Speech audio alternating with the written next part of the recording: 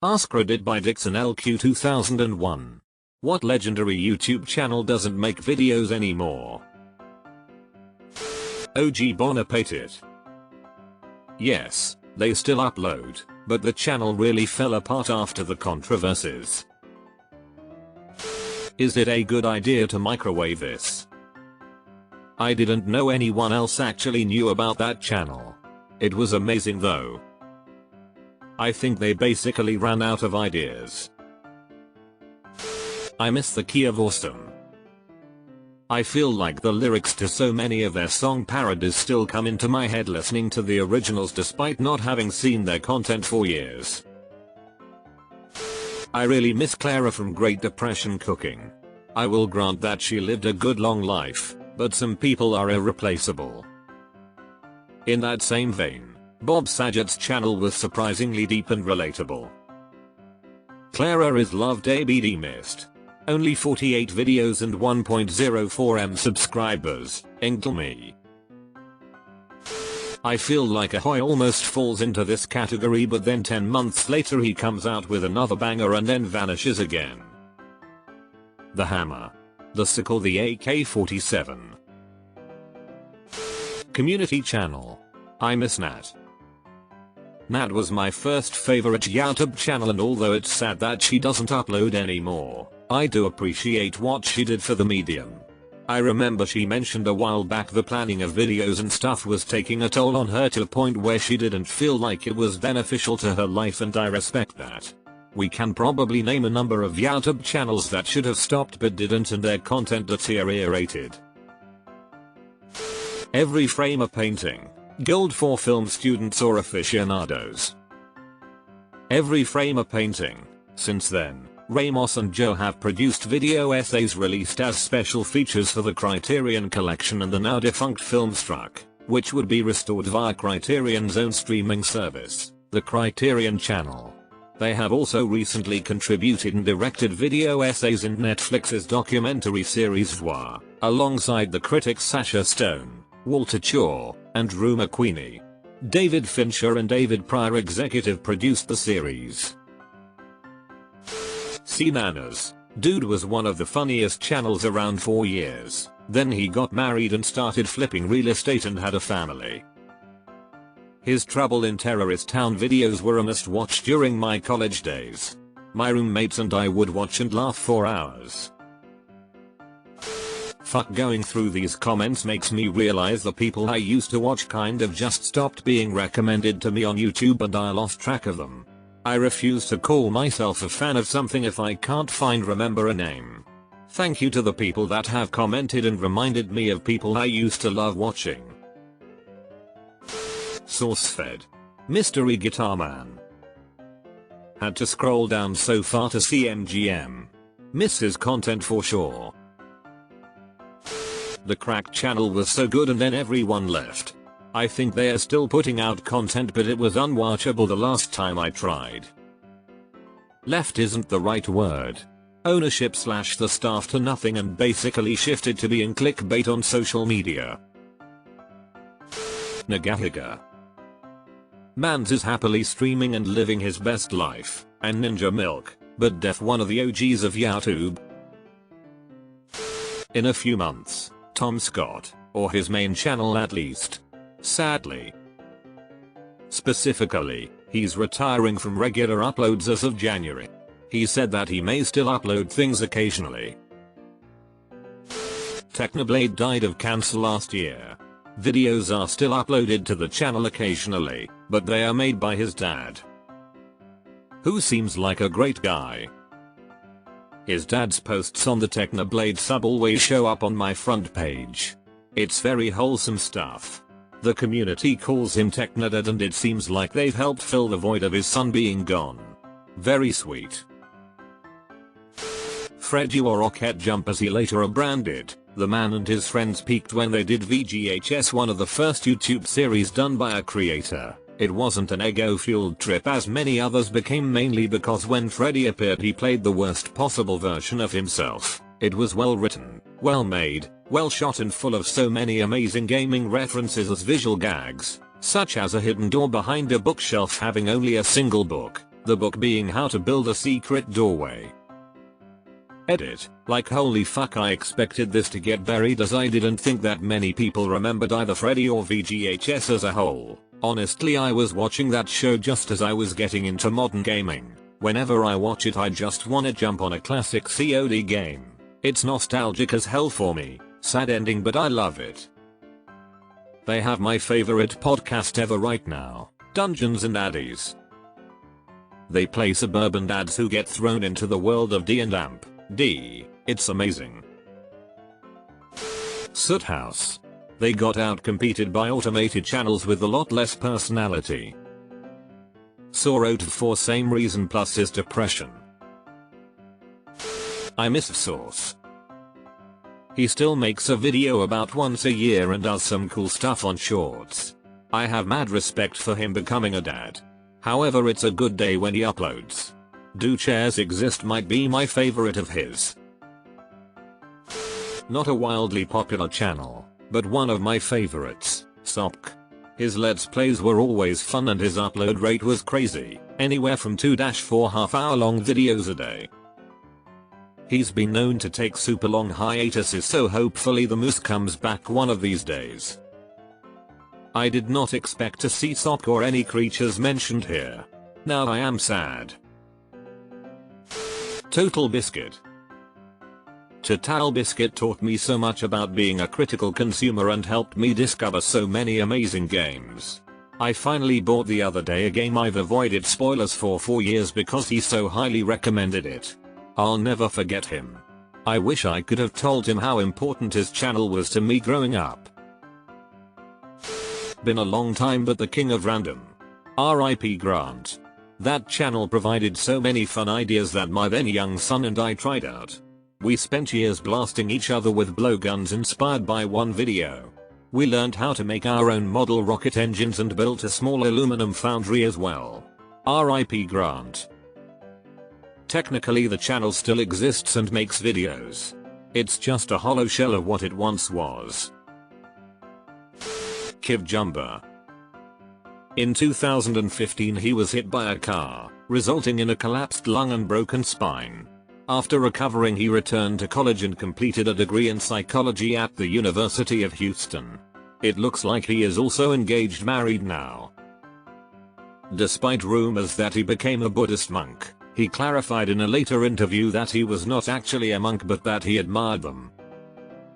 He and his dad also competed on The Amazing Race, Season 17, back in the day. You can currently see their season on Netflix in the US. Achievement Hunter. They called it quits end of September, start of October this year after most of the members moved on to other projects. Honestly stopped watching regularly when Ray quit. By the time Ryan got outed as a sex pest, their videos went from friends shooting the shit while playing games to awful forced comedy bits. A lot of it had to do with how many podcasts Rooster Teeth started having, so they purposefully stopped telling funny anecdotes so they could save it for the podcasts. Regular. Ordinary. Swedish mealtime. In Swenglish. Deleted. Schmoelho. Andrew is a friend. His wife just died of cancer and in her memory they are soliciting donations to buy and cancel medical debt. $1 buys the equivalent of $100 in debt if I recall correctly. There's an article about it in the net. https://www.nightimes.com/2023/11/cancer-medical-debt.html. Ask a Ninja. I'm forever convinced it was Tori Bellisi from Mythbusters. https://yahoo.be/xqm2vyawzs?SIR6QZQCGZP5QBJE-. Is College Humor still alive?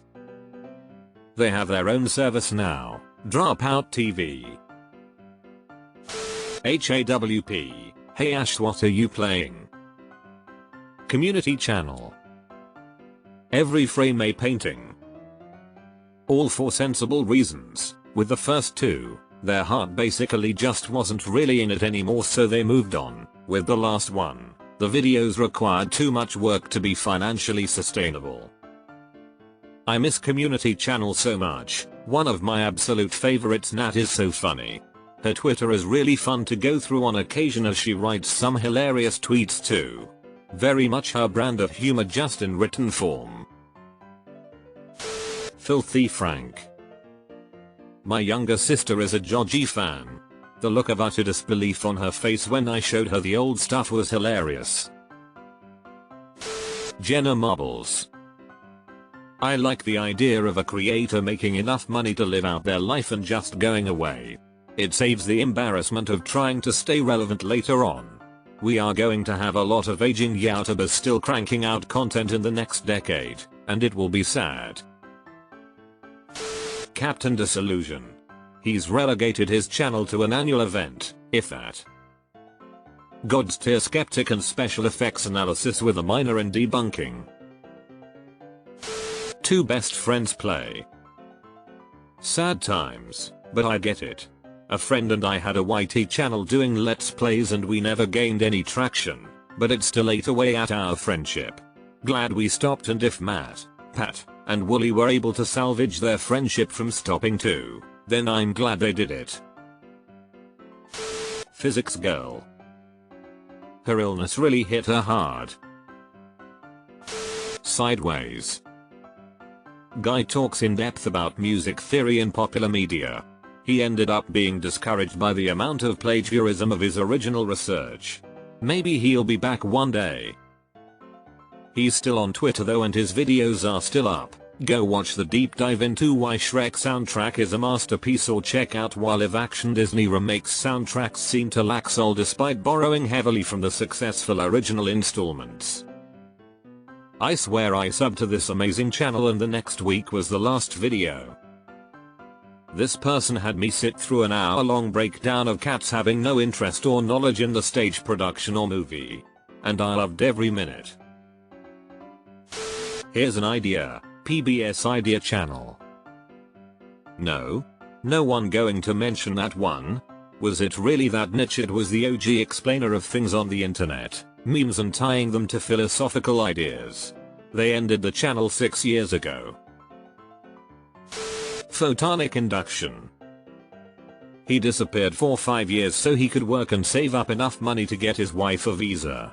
He came back, did an explanation video and a couple of videos about rare electronics and blowing up a treadmill, then disappeared again 2 years ago. For F1. Chain Bear. He made fantastic explainer videos then just suddenly stopped. Lindsay Ellis. Yes, I know she posts on Nebula, but it's an expense that I can't afford. I learned English partially due to her videos. Man, I miss her on YouTube. I totally understand why she left and went to Nebula, but damn. Her video essays on obscure theater shit I don't care about were goated.